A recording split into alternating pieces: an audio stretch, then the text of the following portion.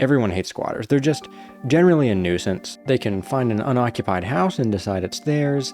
They can move into an Airbnb after staying there for a couple weeks because they have documentation that they live there, even though that's kind of, they're well aware that it's really hard to evict someone, and that's why it works.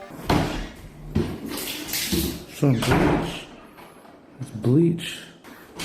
Because it stinks in here. It stinks really bad. It's a health hazard.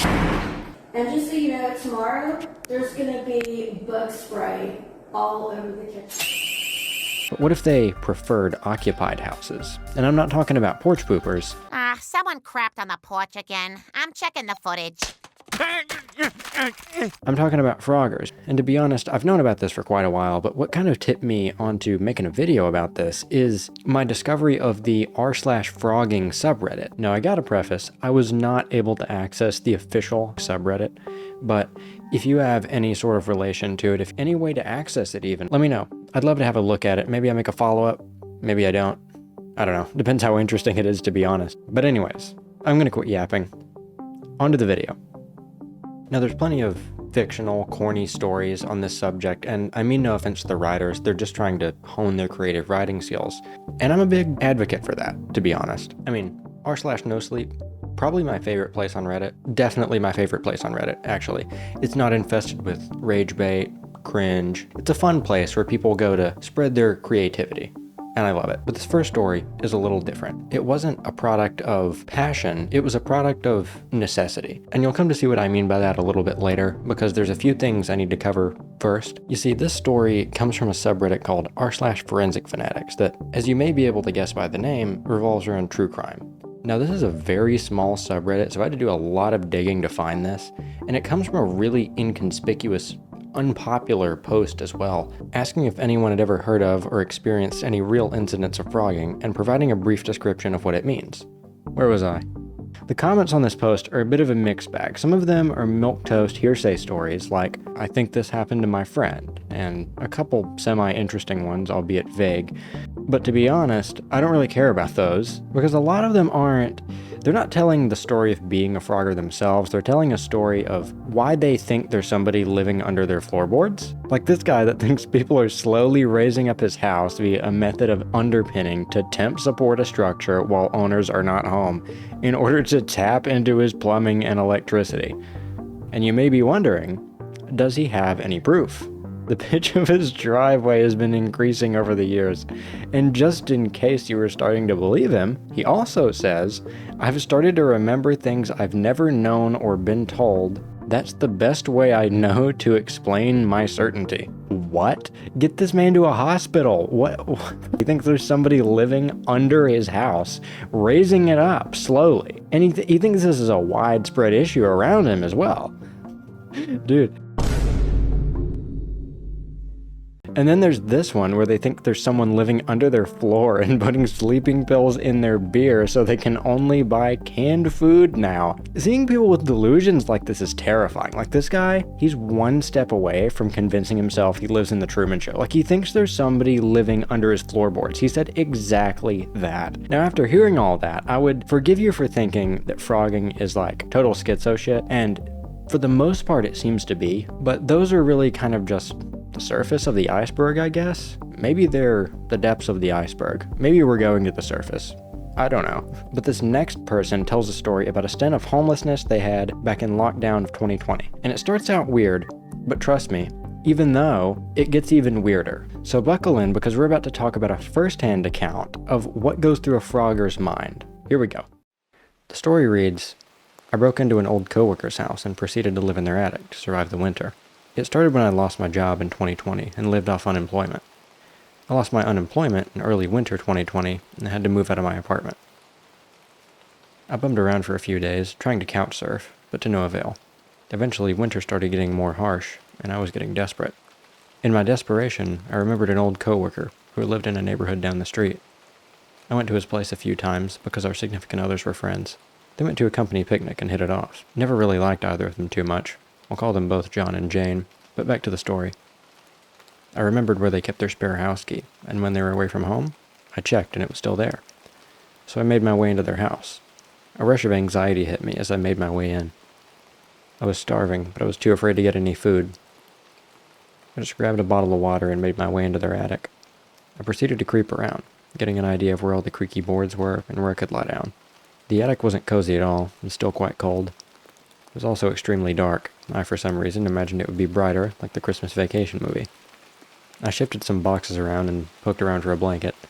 Found a musty blanket that smelled like cat pee, and made my bed in a pile of Halloween decorations and other BS. I waited until they got home. After multiple hours, I heard the front door open. Another rush of anxiety overcame me. My heart started pounding in my chest. I also realized you can't really hear anything through the floor, like I expected. I assumed it was Jane, because I would sometimes hear her walk by, singing to herself. A few hours later, John came home. I spent most of that time sitting completely still. I went to bed when they did. The next day, I awoke to the sound of the front door closing. I put my ear to the floor to see what I could hear. I could hear Jane's voice talking to someone. Well, come to find out, Jane was working from home because of the pandemic. I wouldn't come to this conclusion for a few days, and due to this, I started sneaking out at night and the few times they would both leave. Most of the way I knew they would be gone was by copying Jane's schedule off her calendar on their fridge. Taking that knowledge and the work schedule John and I had, I could get a good idea of when they'd be home. This continued for days, then weeks, then months. As time passed, I got more and more brazen, sneaking more food, getting close calls, etc. The closest call was when they came up to the attic to decorate for Christmas. If you remember, I had made myself a nook in their Halloween decorations, so I was confident they wouldn't find me. But that still didn't make any of this any less scary. Also, John made a joke mentioning how awful it smelled up there, like onions and cat piss. I held my breath hoping he wouldn't search for the source. They left for a week to visit Jane's family for Christmas. During this time I showered, slept in their bed, and ate any food I could get my hands on. But in order to keep this somewhat short, I'll skip any details and might answer any questions. Once late February came, I felt I'd been risking it too much, from sneaking lots of food, showering in their shower, sometimes even admittedly watching them sleep. I decided to sneak out and never return. During this time, I actually grew a strong parasocial relationship with them, and still have some of their clothes and random items. I feel guilty for this, but time has passed, and I feel comfortable saying this, but I would never tell them. I've since then started following them on social media, and I still watch them to this day. They have a baby girl, and she's beautiful. Now, after finishing that, there's two types of people. You may think that it ended on a lighthearted note, and it didn't end up that bad, or you realize what I and many of the commenters on this post realized.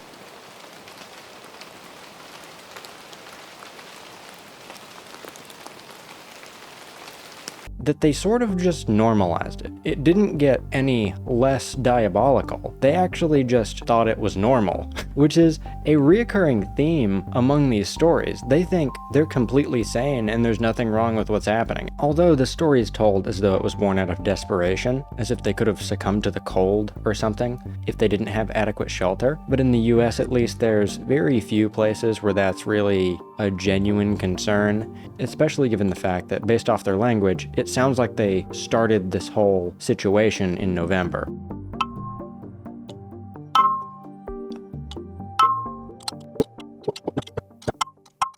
But at the end of the day, this one was really just a warm-up, because the next one gets a little freaky, if you will. So for this one, we're mainly going to be looking at a true crime episode, and I promise, even if you're not a true crime fan and you're of the opinion that it's complete brain rot, and I agree, this one has a very different air than most. I'd say it's more horror movie than it is documentary, so I found it pretty refreshing.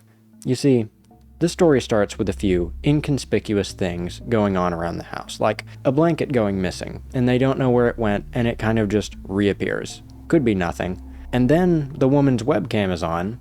Once again, could be nothing. But then there's this.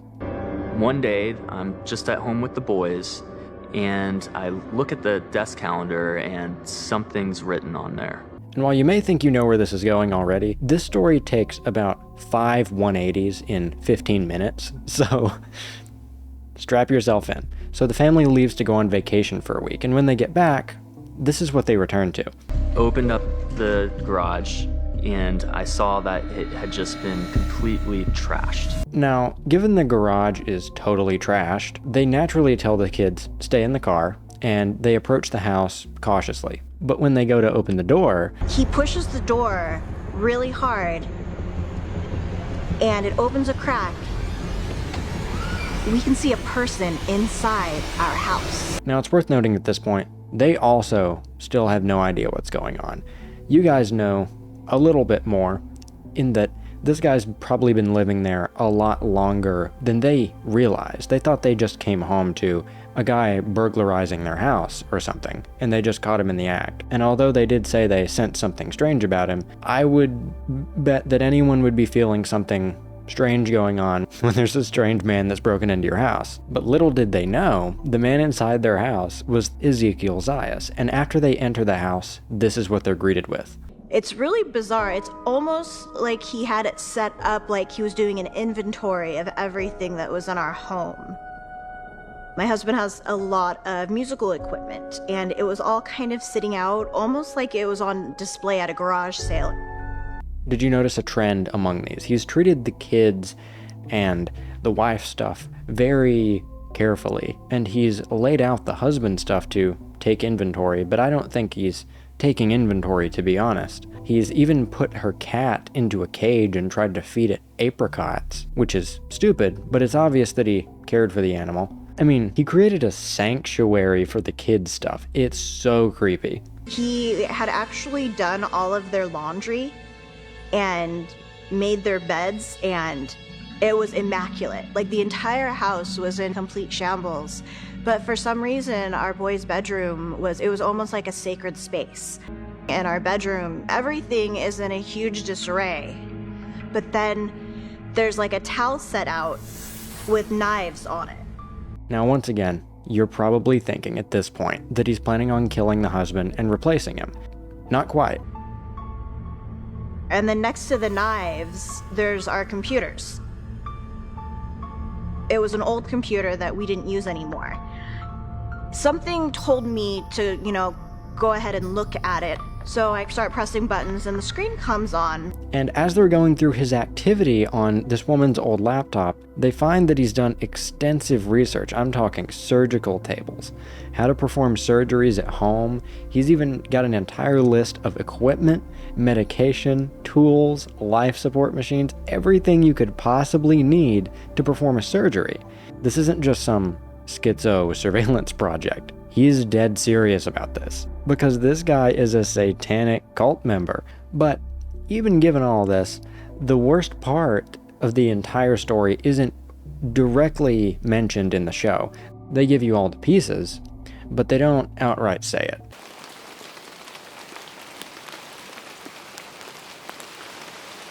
See, one of these secrets in this journal I spoke of earlier is that the couple was trying to have a baby.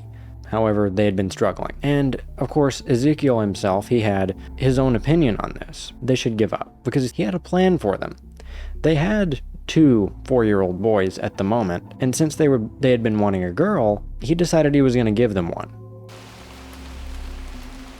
So given all this, what do you think happened to him when the police got there?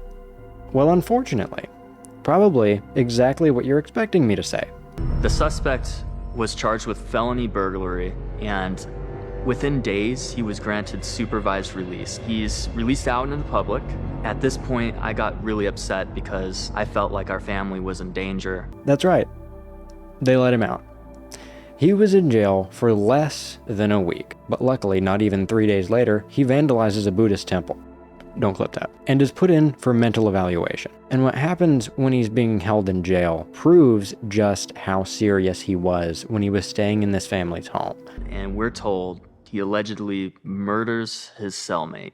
Now, he did get 40 years in prison for allegedly dissecting his cellmate. And honestly, I don't know why it's alleged, because even at the time of this show airing, he had already been found guilty. But unfortunately, it wouldn't surprise me to hear that he gets out way sooner than that. Hate to say it, not really, but the American legal system kind of has a tendency to punish the wrong people. So I leave you with this. Given people like this actually do exist, and sometimes it's not entirely delusion, it makes the situation much scarier when it really is happening.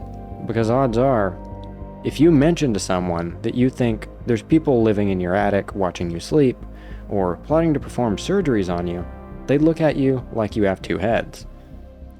And nobody would blame them.